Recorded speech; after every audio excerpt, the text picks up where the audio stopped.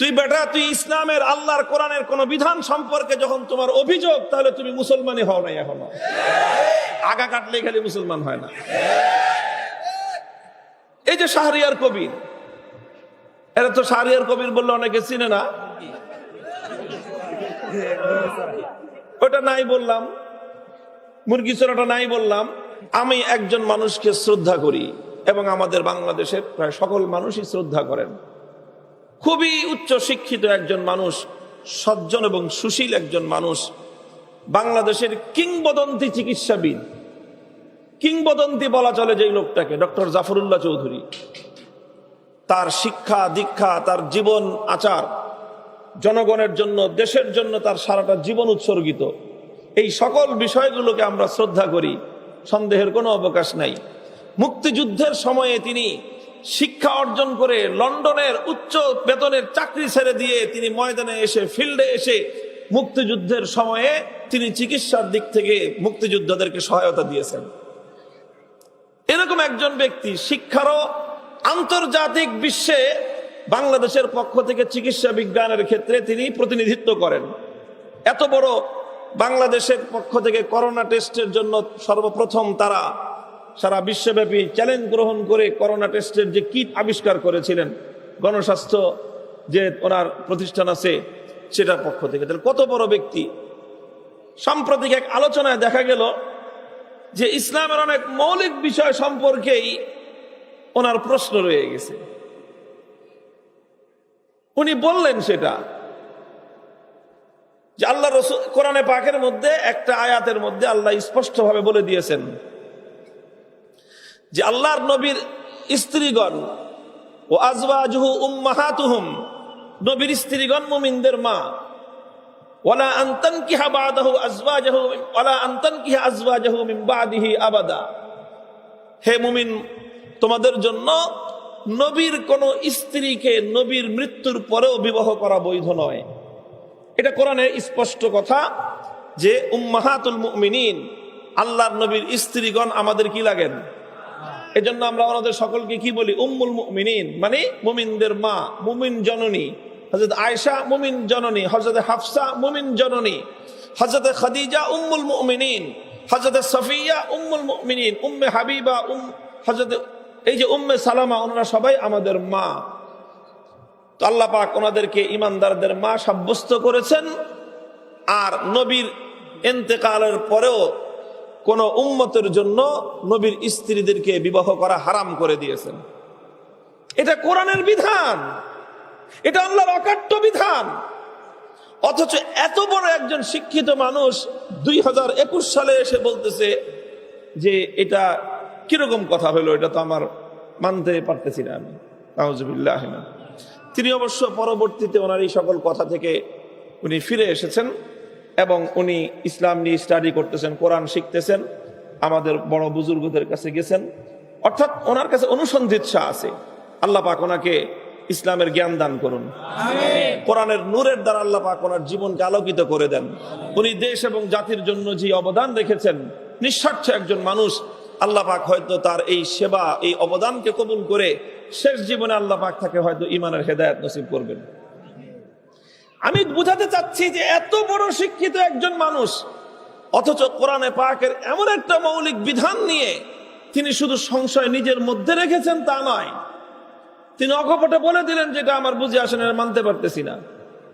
আরো কত রকম আছে এরকম। এই যে শাহরিয়ার কবির, এরা তো শাহরিয়ার কবির বললে অনেকে চিনে না। ওটা নাই বললাম, মুরগি চোরাটা নাই বললাম। তার এরকম অসংখ্য কথা আছে, অসংখ্য কথা আছে তার, যেগুলো কোরআনে পাকের স্পষ্ট বিধান, এগুলোকে সে সরাসরি স্পষ্টভাবে সে অস্বীকার করতেছে। আলোচনার টেবিলে বসে আমার সামনে সে বলে যে আপনারা কোরআনের বিধান বাস্তবায়ন হলে কি করবেন? জিজিয়া বাস্তবায়ন করবেন, তাই না? উনি ইসলামের কোরআনের বিধান, অকাট্য বিধান, জিজিয়ার বিরুদ্ধে কথা বলতেছে, অথচ সে নিজেকে মুসলমান বলে দাবি করে আর বলে যে আমি ইসলাম মানি, আহমদ শফির ইসলাম মানি না। অর্থাৎ এই যে ইসলামের যে পূর্ণাঙ্গ রূপ, মুহতারাম হাজিরিন, আমি লম্বা ওদিকে যাচ্ছি না, একটা কথা বলেই বোঝানোর চেষ্টা করতেছি যে এই যে ইসলামের অনেক মৌলিক বিষয় নিয়ে দুনিয়ার অনেক মানুষ আছে, ইসলামের পর্দার বিধান নিয়ে তাদের প্রশ্ন আছে। শুধু প্রশ্ন আছে তাই নয়, পর্দার বিধান সম্পর্কে তারা কটু মন্তব্য করে, নেগেটিভ মন্তব্য করে।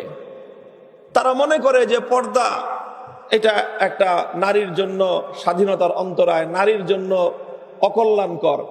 এটা বর্তমান এই সভ্যতার যুগে পর্দাটা চলতে পারে না, নাউজুবিল্লাহ, এরকম আছে। অথচ নামাজ পড়তেছে। আরে বেঈমান, তুই তোর ঈমান নষ্ট ঠিক না করে হাজার কোন লক্ষ রাকাত নামাজ পড়লে একটা নামাজের একটা সেজদার 100 ভাগের 1 ভাগেরও কানাকড়ি পরিমাণ মূল্য নাই। আবু জাহাল প্রতি বছর সেজদা হজ করতো, প্রত্যেক বছর হজ করতো আবু জাহেল। হিসাব নিয়ে দেখেন, 1 বছরও মিস নাই তার জিন্দগিতে যে হজ করে নাই। ইমানদার না বেঈমান? ইবলিস সেজদা আপনার চেয়ে আমার চেয়ে কম না বেশি করছে? ইমানদার না বেঈমান? কারণ কি? আল্লাহর কোন বিধান, ইসলামের কোন বিষয়, সেটাকে মানতে অস্বীকার করলে ঈমান থাকে না। মুহতারাম হাজিরিন, এই জন্য এই কথাটা খুব ভালো করে বুঝে নিতে হবে। আপনার বুঝে না আসতে পারে, দুনিয়ার সবার সবকিছু বুঝে আসে না। কত ছাত্র আছে বাপের শখ ছিল ডাক্তারি পড়াবে, কিন্তু ছেলের মেধা দুর্বল, এই জন্য সায়েন্স ডিপার্টমেন্ট, সায়েন্স গ্রুপে পড়তে পারে নাই, ডাক্তার হইতে পারে নাই। আছে না নাই? বুড়ি বুড়ি আছে। তো তুমি মেধার দুর্বলতার কারণে সায়েন্স বুঝতে পারো নাই, এতে তো সায়েন্স এটা তোমার দুর্বল হয়ে যায় নাই। তুমি মেধার দুর্বলতার কারণে সায়েন্সের গ্রুপে তুমি ভর্তি হতে পারো নাই, এটা সায়েন্সের ব্যর্থতা নয়, বরং এটা তোমার মেধার দুর্বলতা। আল্লাহর বিধান, কোরআনের বিধান অনেকটা তোমার বুঝে না আসতে পারে, সেটা আল্লাহর বিধানের দুর্বলতা নয়, তোমার মেধার দুর্বলতা। কাজেই ইসলামের প্রত্যেকটা বিধান বুঝে আসুক বা না আসুক, সারেন্ডার করতে হবে, এর নাম হলো ইমানদার। এই সারেন্ডারটা আমরা অনেকে করতে চাই না। আর যারা সারেন্ডার করতে চান, এই জন্য তারা শুরু থেকে মুসরামুসরি শুরু করে। হয় ইসলাম মানে হলো শান্তি, ইসলাম মানে ওই শান্তির দিক থেকে কয়ে ওই অন্য লাইনে যে চলে যেতে চায়। অথচ ইসলাম মানে শান্তি নয়। ইসলাম মানে শান্তি। আমি 36 বছর ধরে কোরআন হাদিস পড়াশোনা করতেছি, আরবি ভাষা, আজ পর্যন্ত কোথাও আমি ইসলাম মানে শান্তি পাই নাই। আজহারি সাহেব বাংলাদেশে পড়ে আবার মিশরে আল আজহার বিশ্ববিদ্যালয়ে পড়ছেন, উনি পাইছেন কিনা? পাবেন না। সালাম মানে শান্তি। শান্তি মানে কি? সালামের অর্থ শান্তি। ইসলাম মানে আত্মসমর্পণ করা।